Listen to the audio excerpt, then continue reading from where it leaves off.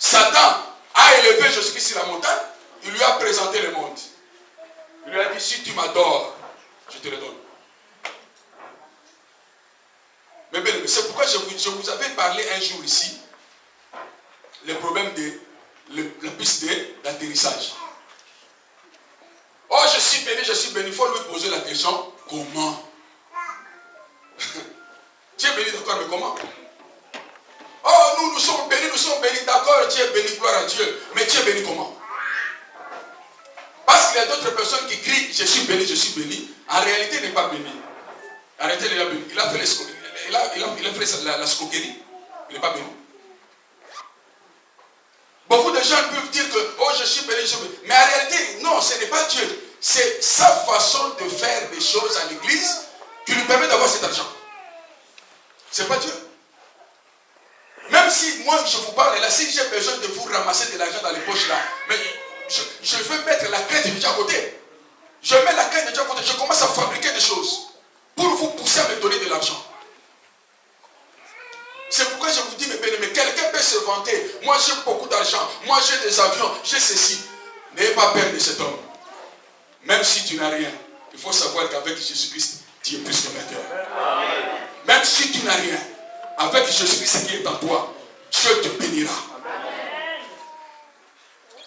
Alléluia. Amen. Alléluia. N'ayez pas peur, parce que tu es enfant de Dieu. La bénédiction de Dieu t'appartient. Des choses que Dieu a créées sur la terre, qui a créé au ciel, sur la terre, sous la terre, ces choses-là t'appartiennent. Mais ce n'est que sa volonté qui fait que cela soit manifeste. Si Dieu veut que tu sois riche, tu seras riche, tu ne vas pas te forcer.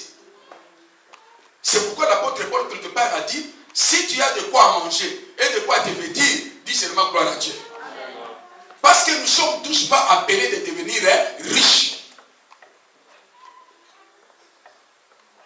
Si quelqu'un vient, oh, nous sommes des enfants de Dieu, Jésus-Christ est mort pour nous enrichir. Mais bien aimé, il est mort pour nous enrichir, non pas pour que nous devenions tous des milliardaires. Non.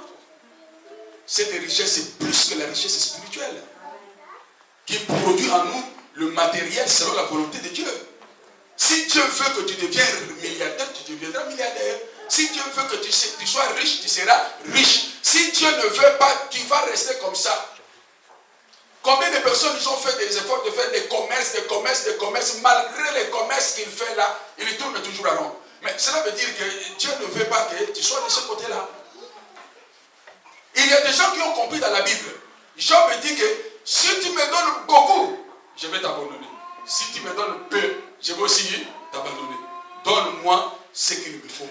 C'est-à-dire que Dieu nous donne selon la possibilité aussi de la grandeur de ta foi. Si Dieu voit que ta foi peut supporter les milliards, il te donne les milliards.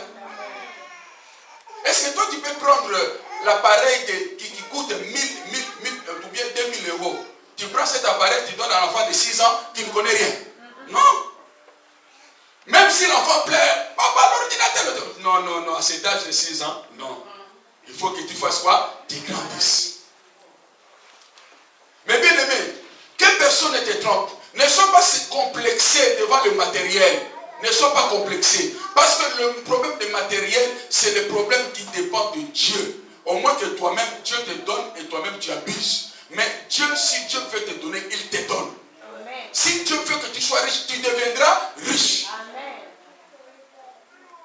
Mais ce que Dieu nous demande, c'est la bonne relation avec lui. Amen. Alléluia. Amen. Il est vivant. Il est ressuscité des morts. Est-ce que vous me comprenez? Amen. Parce que nous sommes des co-héritiers. Nous sommes des co-héritiers. Il y a un monsieur qui est venu me trouver pour dire que, oh, parce que je ne comprends pas, on m'a dit que moi je suis maudit parce que je n'ai pas de l'argent, parce que je n'ai pas de voiture, parce que je n'ai pas de ceci. Moi je dis non, tu n'es pas maudit. Si tu as donné ton cœur à Dieu, Jésus-Christ s'est fait une malédiction pour toi. Tu es béni. Amen. Au moment où le Seigneur viendra lui-même te faire voir que tu es sous la bénédiction, ça sera le jour où celui qui te critique va fermer sa bouche. Amen.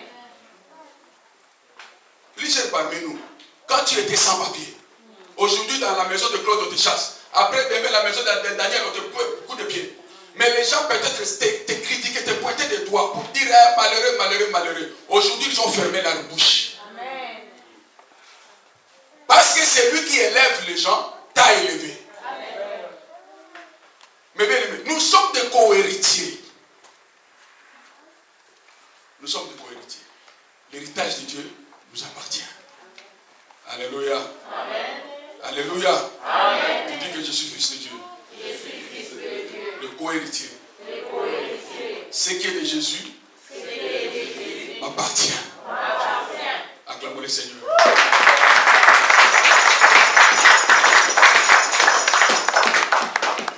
Amen. Nous lisons dans le livre de Luc. Luc chapitre 22.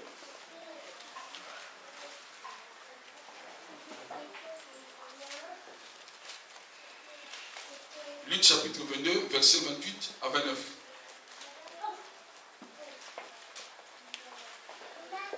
Jésus-Christ dit ceci. Vous êtes ceux qui avez persévéré avec moi dans mes épreuves. C'est pourquoi je dispose du royaume à votre faveur. Comme mon Père m'en a disposé à ma faveur. Gloire soit à Dieu. Est-ce que tu peux dire Amen? Amen. Tu peux dire Amen? Amen. Tu as persévéré avec moi dans la souffrance. Moi, je prends le royaume des cieux, je le mets à ta disposition. Comme le Père avait mis le royaume des cieux à ma disposition. Amen. Amen. Donc le royaume des cieux, pour nous, c'est aussi un héritage. Il est vivant. Le royaume des cieux, pour nous, c'est aussi un héritage.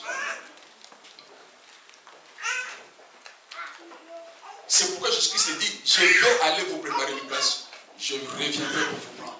Le royaume de Dieu pour nous, c'est un héritage. Donc nous sommes des co-héritiers. Comme Dieu a réservé le royaume de Dieu pour Christ, nous aussi, nous avons la grâce de vivre dans le royaume de Dieu en tant que le co-héritier.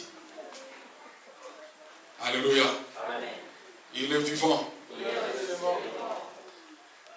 Voilà mes bien-aimés dans le Seigneur. Jésus-Christ a dit que Dieu avait fait l'enfer pour le diable et ses démons. Mais pour nous, Dieu a fait le royaume des cieux. C'est pourquoi, si tu veux, toi-même tu veux suivre le chemin des démons pour aller en enfer, c'est ton problème. Parce que l'enfer n'a pas été fait pour l'homme. Dieu a fait l'enfer pour le diable et ses démons. Comme le diable sait que ma vie est destinée à l'enfer,